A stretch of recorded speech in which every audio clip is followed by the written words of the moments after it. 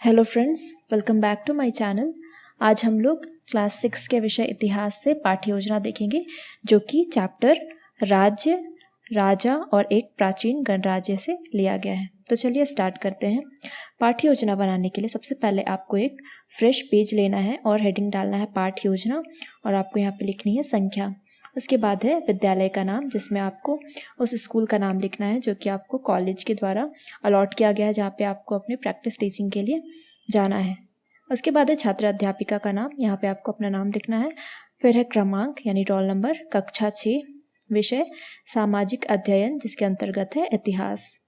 फिर है कालांश या फिर आप इसे चक्र भी कहते हैं। इसमें आपको जिस भी पीरियड में क्लास लेनी है आप उसे यहाँ पे कालांश में लिखते हैं। उसके बाद है प्रकरण, राज्य, राजा और एक प्राचीन गणराज्य।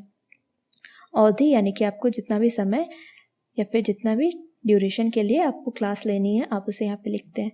इसके बाद है दिनांक, आपको यहाँ पे उस दिन का डेट डालना है जिस दिन आपको क्लास लेना है।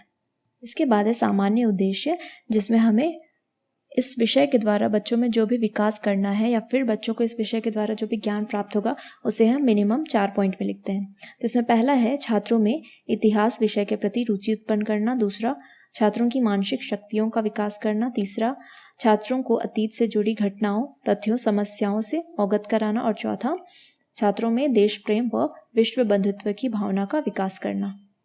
इसके बाद है विशिष्ट उद्देश्य, जिसमें आप इस टॉपिक के द्वारा बच्चों में जो भी विकास करना चाहते हैं या फिर बच्चों को जो भी इस टॉपिक के द्वारा ज्ञान प्राप्त होगा आप उसे लिखते हैं। जिसमें पहला है बच्चे इतिहास की शासन व्यवस्था के विषय में जानेंगे। दूसरा, छात्र जनपद तथा महाजनपद के विषय में जानेंगे। तीसरा, छात्र करुण के विषय में जान पाएंगे। चौथा, बच्चे जान पाएंगे कि अतीत में शासकों का चुनाव कैसे किया जाता था। पांचवा, छात्र उत्तर वैदिक ग्रंथों के बारे में जानेंगे। इस तरह से विशिष्ट उद्देश्य कंप्लीट होता है। उसके बाद है शिक्षण सामग्री, जिसमें आपको उन सहायक सामग्री के बारे में लिखना है जो कि आप अपने प्रैक्टिस टीचिंग के दौरान कक्षा में लेकर के जाते हैं। तो इसमें हम लिखते हैं चॉक, डस्टर, चार्ट, मॉडल, लपेट, श्यामपट्ट। नेक्स्ट है शिक्षण विधि, प्रश्नोत्तर विधि, प्रदर्शन विधि, व्याख्यान विधि। पूर्व ज्ञान, छात्र राज्य राजाओं के विषय में सामान्य जानकारी रखते हैं। इसके बाद है प्रस्तावना, जिसमें आपको 3 कॉलम बनाने हैं। जिसमें पहला है क्रम संख्या, दूसरा छात्र अध्यापिका क्रियाशीलन, तीसरा है छात्र क्रियाशीलन। प्रस्तावना हम बच्चों के ध्यान को आकर्षित करने के लिए पूछते हैं तथा इसमें मिनिमम हमें 3 क्वेश्चन पूछना आवश्यक होता है और क्वेश्चन ऐसा हो कि बच्चे उसका आसानी से जवाब दे सकें। तो इसमें पहला है बच्चों, भारत में किस प्रकार की शासन व्यवस्था पाई जाती है। तो बच्चों का उत्तर होगा लोकतांत्रिक। दूसरा है लोकतांत्रिक शासन व्यवस्था का क्या अर्थ है। उत्तर, मतदान द्वारा शासक का चुनाव करना। तीसरा, बच्चों लगभग 3000 वर्ष पूर्व शासकों का चुनाव किस प्रकार किया जाता था। तो यहाँ पे है मौन या फिर समस्यात्मक प्रश्न, यानी कि बच्चे इसका जवाब देने में असमर्थ हैं। तो इसके बाद छात्र अध्यापिका एक स्टेटमेंट देती है जिसे हम उद्देश्य कथन कहते हैं। तो बच्चों, आज हम लोग अतीत के राजा, उनके राज्यों के विषय में विस्तार पूर्वक अध्ययन करेंगे। इसके बाद है नेक्स्ट प्रस्तुतिकरण। प्रस्तुतिकरण बनाने के लिए आपको इस तरह से 2 पेज को एक साथ अटैच करना है और 4 कॉलम खींचना है। जिसमें पहला है शिक्षण बिंदु, दूसरा छात्र अध्यापिका क्रियाशीलन, छात्र क्रियाशीलन और श्यामपट्ट कार्य। शिक्षण बिंदु में पहला है शासक। छात्र अध्यापिका क्रियाशीलन में 3000 साल पहले राजा बनने की प्रक्रिया में कुछ बदलाव आए। अश्वमेध यज्ञ आयोजित करके राजा के रूप में प्रतिष्ठित हो गए। अश्वमेध यज्ञ करने वाला राजा बहुत शक्तिशाली माना जाता था। छात्र क्रियाशीलन में छात्र ध्यानपूर्वक सुनेंगे। और श्यामपट्ट कार्य में हमने जो भी चैप्टर है उसे लिख दिया, चैप्टर का जो नाम है उसे लिख दिया है, राज्य, राजा और एक प्राचीन गणराज्य, और अंडरलाइन कर दिया है। इसके बाद है शिक्षण बिंदु का दूसरा पॉइंट, अश्वमेध यज्ञ। इस यज्ञ में एक घोड़े को राजा के लोगों की देख रेख में स्वतंत्र विचरण के लिए छोड़ दिया जाता था।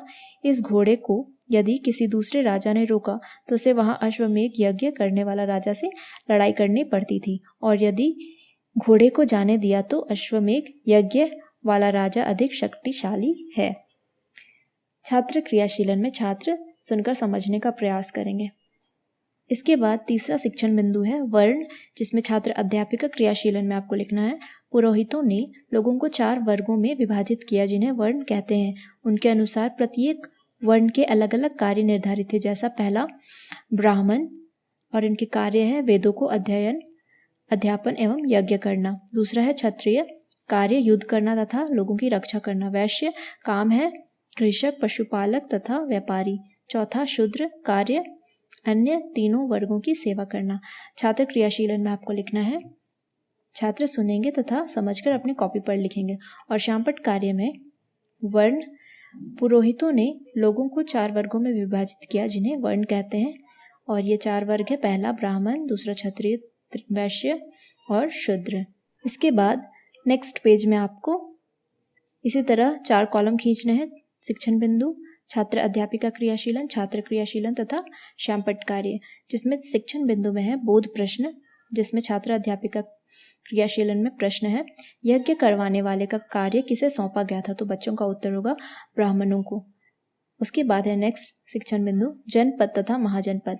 जनपद, जनपद का शाब्दिक अर्थ जन के बसने की जगह, इनमें लोग झोपड़ियों में रहते थे। उसके बाद है महाजनपद। 2500 साल पहले कुछ जनपद अधिक महत्वपूर्ण हो गए जिन्हें महाजनपद कहा जाने लगा।